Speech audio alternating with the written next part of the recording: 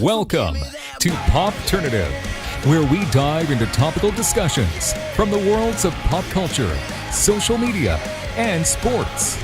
Here is your host, Peter Remoliotis, aka PD Beats. Hello and welcome to the Popternative podcast. This is the podcast where we have digital discussions, the worlds of pop culture, social media, sports, TV, film, and of course, wrestling. And my guest this evening is a professional wrestler, and she is known as a contestant on the most recent Mae Young Classic. And you also might know her as Big Swole. We're with Aerial Monroe. Ariel, welcome to Popternative. Thank you so much. Thank you for having me. I appreciate it. No problem. We've been wanting to do this for a while. I'm really happy we're able to get this done. Yeah, me too, man. Absolutely. So, icebreaker question: when did you kind of decide that pro wrestling was something that you wanted to do? I mean, just like everybody else, I loved pro wrestling as a kid, and it was one on my list of things to do, to accomplish, kind of like a bucket list. And I did everything else, and you know what? I was like, you know what? Let me go ahead and try to, be a wrestler. I was like, I've always wanted to do it. Let me just go ahead and just put some fillers out there and see how it goes. And then once I got bit by the bug, that was it. And Big Swole is become like you quote unquote, your persona, your nickname and everything. When did you decide that Big Swole was going to be your thing? Towards the end of 2017, I had a match in California at AWS against Nicole Savoy. Mm-hmm. And it was kind of like an elevator match for me, So after that, I was like, you know what? I'm just going to be Big Swole 100% of the time. Beforehand, it was just a little nickname that, it was an inside joke between myself and Shayna and Dory. And then I was like, you know what? Let me just go ahead and run with it. No, absolutely. And I mentioned the Mae Young Classic. Yeah. And you got to be a part of that. And I mean, that's just amazing. Just what it kind of represents, what it kind of established itself as, and just kind of giving an opportunity of exposure for so many amazing female wrestlers. Oh, yeah. So talk a little bit about how that came to be, and talk about how, what's the impact been since the Mae Young Classic? Well, when I first found out I was going to be in a Mae Young Classic, it was kind of unorthodox. My husband actually sent me a text message. He's like, they're looking for you. They're looking for you. And I was like, who are you talking about? And he's like, oh, Kane Seaman, they're looking for you. So I finally got in touch with him, and he's like, oh, yeah, we want you to be a part of the Mae Young Classic. And I kind of freaked out.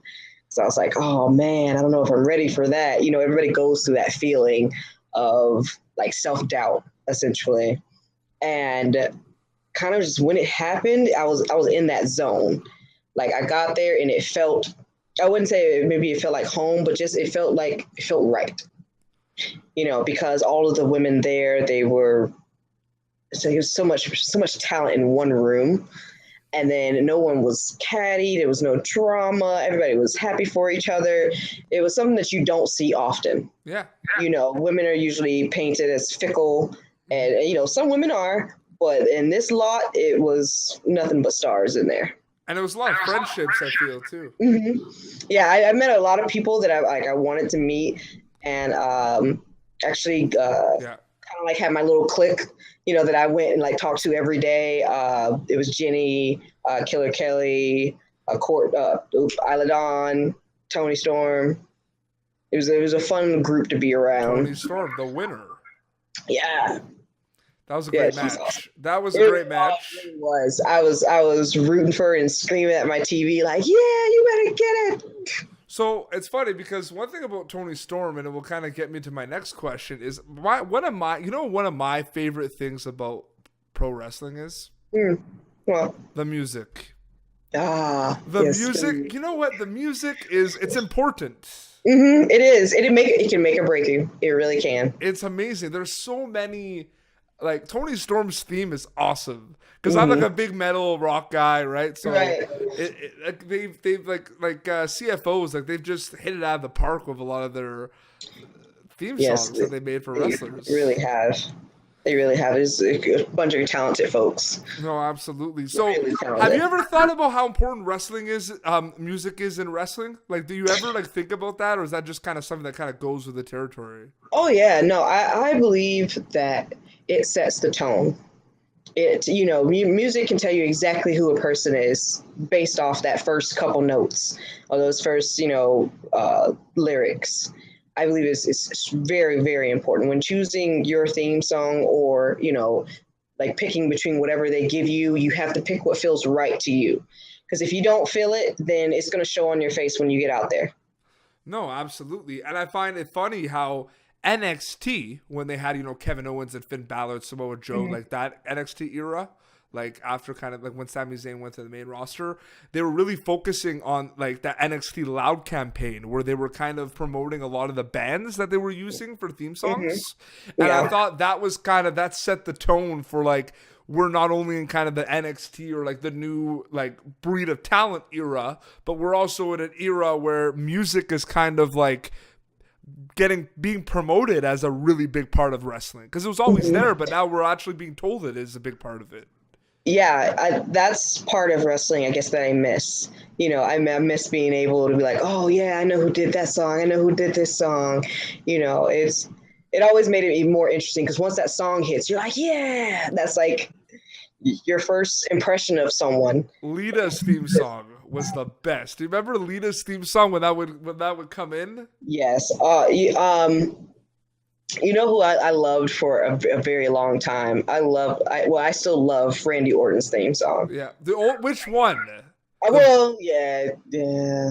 No, I used to love the one, like the Burnin' My Light one. His first one was amazing by Mercy Drive. And then he had some good ones, and The Miz, and I like Shelton Benjamin's new song. Well, it's a current song, should I say.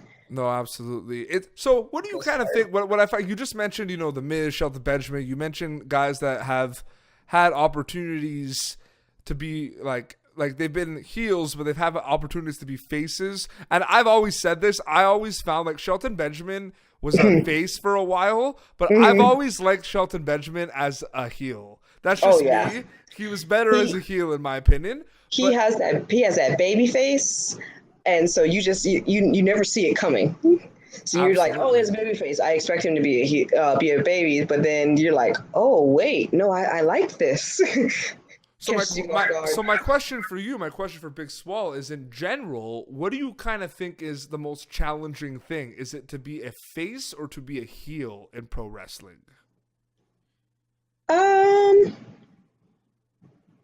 Are they both difficult? They're both difficult, but I believe being a heel. I would say being a heel, because you have to listen. It's like you're the workhorse of the match. Like you have to feed off of the crowd. When to start this, change it up. You're kind of controlling where the match goes.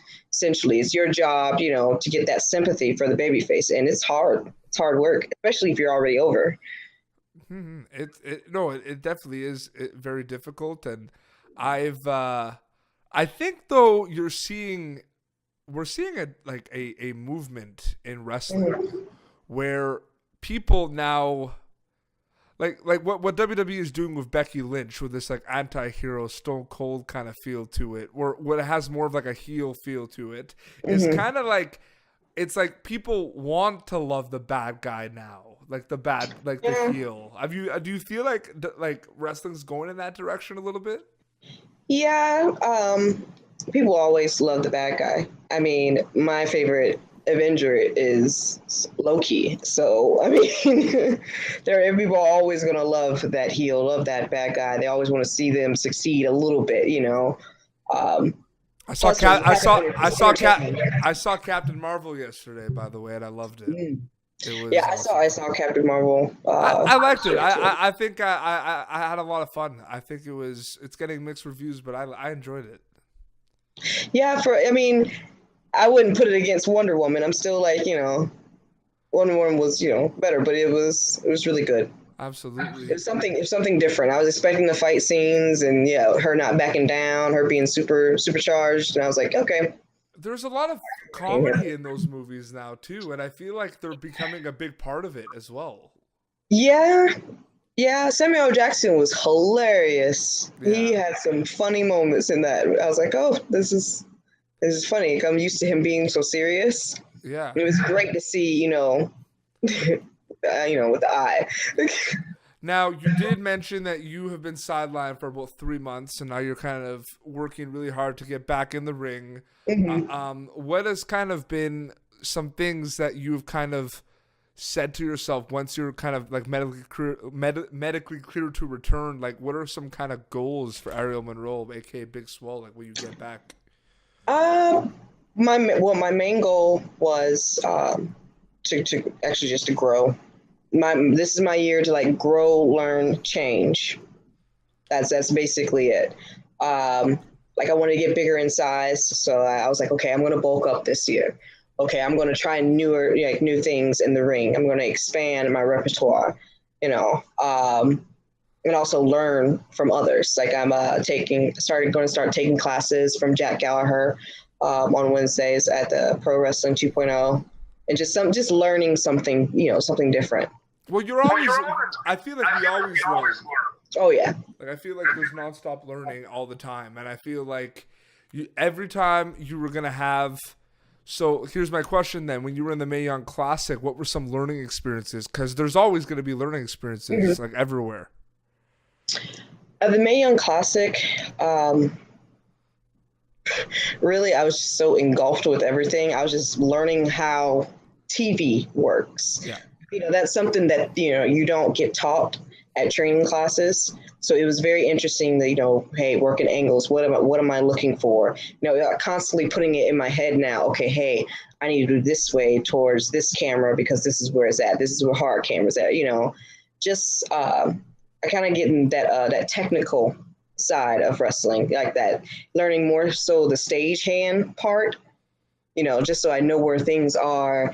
And I feel like if I know, I guess, other people's jobs and where the cameras are and what angles I need to work, then that'll make me a better well-rounded wrestler. I like the use of the word well-rounded. I think that's really important as well. What do you kind of think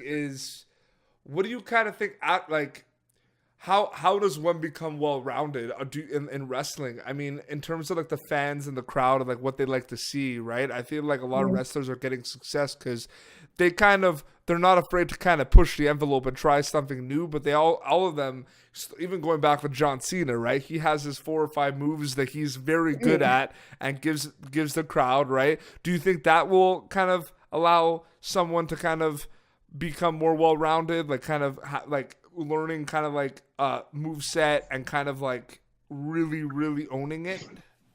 Yeah, in a sense, knowing your stuff. Yeah. Know what you're good at, know what you can improve on. And I think one of the biggest things is not being complacent. It's because it's so easy to do that. And just stop being comfortable. If I'm comfortable, then and I'm not where I need to be or where I want to be, then there ain't no need for me to be comfortable. I need to be real uncomfortable, because that's when you're hungry. That's what makes you a more well-rounded wrestler, more well-rounded anything, is that when you have that passion, you have that drive, you have that mentality, you want to learn everything. You want to watch the tapes. You want to go out to different, places and learn and incorporate into wrestling. That's how I feel. I don't just look at wrestling. I look at like my old kung fu tapes. I watch like old school Bruce Lee, and I watch Jet Li, and and Donnie Yen, and I'm like, ooh, I like that. What can I do to incorporate that into wrestling? Wow.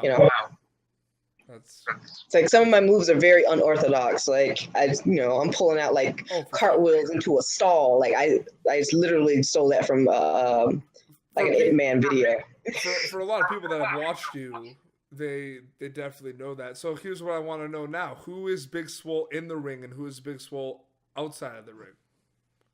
Inside of the ring, I'm a big personality. I consider myself an aggressive fan favorite.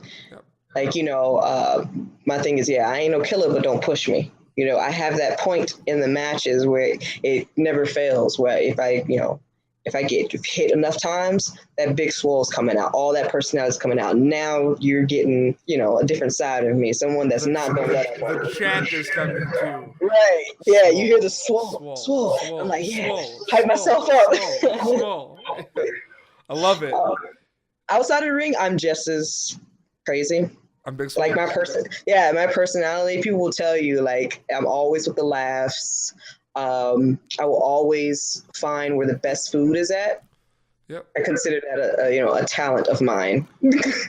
And I do have to mention your husband, Cedric Alexander. What is some advice that he's given you, even before the Mae Young Classic? Like, has there been, because what he has accomplished, in the WWE, and like I loved him in Ring of Honor as well, and it's one of those things where what is he kind of like, what in the ring or outside the ring taught you about kind of the industry and give you tips? Like, what was that like? The first thing he told me when I was said I was going to start wrestling, he said, well, if you're going to wrestle, be a wrestler. Don't be a women's wrestler. Be a wrestler. Wow. And as he said, because it means something to him. He's like, if you're going to be in this, give your heart, your soul, give 110% and then some. So I. And what was your reaction? Were you just like, okay? I was like, yeah, I completely understood, because I was like, you know what, this is his world, and you don't want nobody coming into your world, with pitter patter feet, like, oh, let me play with it a little bit, see if I like it. This is not a toy. This is real life. This is a career choice. So the one thing I also wanted to ask you, which I was kind of curious about, was wrestlers working out and going to the gym, you know what I mean? I want to kind of talk, because I've watched Tough Enough a few times, and there was some wrestlers that were getting a lot of heat for not going to the gym as much, right? Like, how important is it though to like go to the gym? I mean, I know that might sound kind of like an obvious question, but I'm just saying, like, I think you know where I'm going with this, right? Right. Like, how important is it? Like, can you stress it enough? Like, how important it is to get a proper routine to be in shape and everything? I cannot stress it enough. Really, you cannot. It's so important. It doesn't matter what size you are. You need to be in there doing something, maintaining, their level of activity. It's not just training. It's going above and beyond. If you're comfortable with where you at, then hey, do you. But get in that gym, get real uncomfortable, and start working out. Start building up your strength, because I see a whole bunch of people that's doing a whole bunch of moves that their body is not ready for. So, and I'm giving you my body, and we have an understanding saying that, hey, you know what? I know you work out. I know you build your body up. I know that you can do the moves that you say you can do, because you're out here practicing and putting forth effort. If you're not, I can't trust you, because my body means more to me than, they do. So, but you understand where I'm coming from with the question, though, right? Oh yeah. Yeah. Oh yeah. Most people think it's not important, but it is. It is. It keeps you. I believe that being in the gym and being in the ring keeps you sharp. No, I couldn't agree more. Well, I think we'll wrap up, but Aerial, thank you so much for coming on the show. Oh, thank you for having me, Pete. I appreciate it, man. No, absolutely. Where can people follow you on social media? Where can they kind of keep up with Big Swole?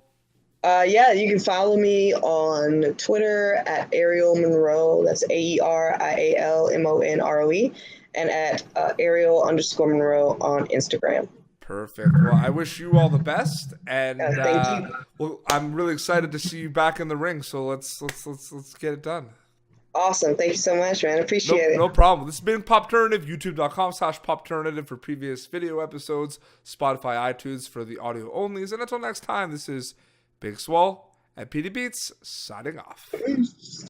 Thank you for tuning in to Popternative. Make sure to check out our past episodes of Popternative on YouTube. Be sure to like Popternative on Facebook and follow us on Twitter. This has been an Autograph Communications production.